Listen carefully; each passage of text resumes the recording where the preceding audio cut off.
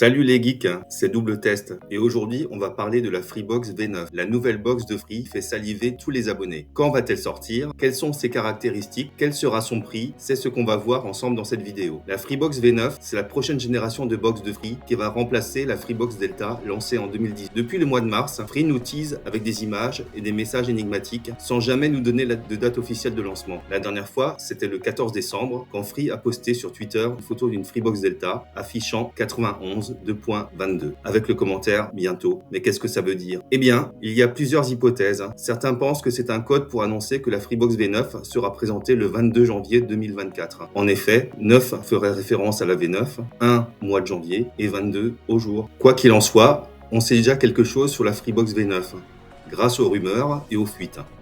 Par exemple, on sait qu'elle devrait être compatible avec le Wi-Fi 7, la nouvelle norme sans fil qui promet des débits ultra rapides. Le Wi-Fi 7, c'est la 7e génération de Wi-Fi qui va quadrupler le débit maximal théorique du Wi-Fi 6 pour atteindre jusqu'à 46 gigabits par seconde.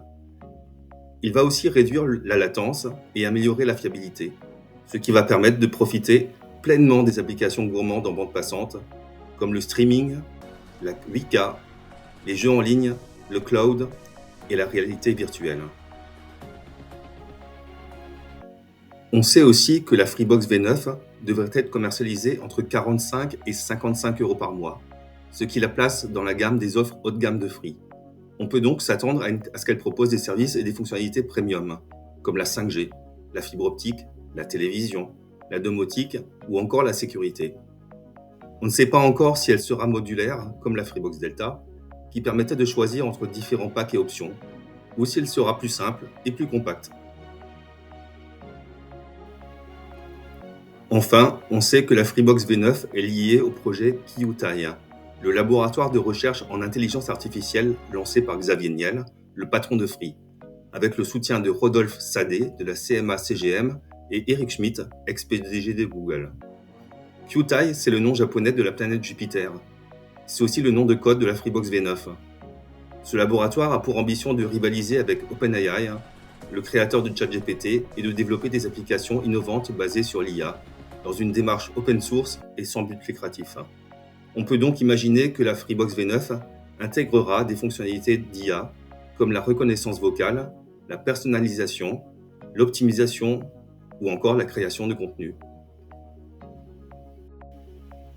Le Wi-Fi 7, qu'est-ce que c'est?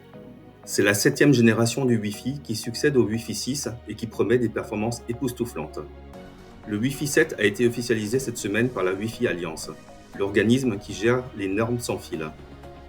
Il devrait être certifié avant la fin du premier trimestre 2024, ce qui signifie que les appareils compatibles pourront en bénéficier du label Wi-Fi 7. Mais alors, à quoi faut-il s'attendre avec le Wi-Fi 7? Quels sont les avantages par rapport au Wi-Fi 6 et quels sont les inconvénients? C'est ce qu'on va voir ensemble dans cette vidéo. Tout d'abord, parlons du débit. Le Wi-Fi 7 va utiliser des canaux ultra larges de 320 MHz, disponibles uniquement dans la bande passante des 6 GHz, ce qui va permettre d'atteindre des vitesses de plusieurs gigabits par seconde. Pour vous donner une idée, le Wi-Fi 7 peut théoriquement atteindre un débit maximal cumulé de 46 gigabits par seconde, là où le Wi-Fi 6 plafonnait à 9,6 gigabits par seconde et le Wi-Fi 5 à 6,9 gigabits par seconde. C'est énorme. Mais à quoi ça sert d'avoir un débit aussi élevé? Eh bien, ça va permettre de profiter pleinement des applications qui demandent beaucoup de bande passante, comme le streaming vidéo en 4K ou 8K, les jeux en ligne, le cloud ou la réalité augmentée. Avec le Wi-Fi 7, vous pourrez regarder vos films et séries préférés sans aucune interruption, jouer à vos jeux favoris sans aucun lag, accéder à vos données stockées dans le cloud sans aucun ralentissement, et vivre des expériences immersives avec des casques de réalité virtuelle ou augmentée. Enfin, parlons de la fiabilité du Wi-Fi 7. C'est la capacité à maintenir une connexion stable et de qualité, même dans des environnements difficiles.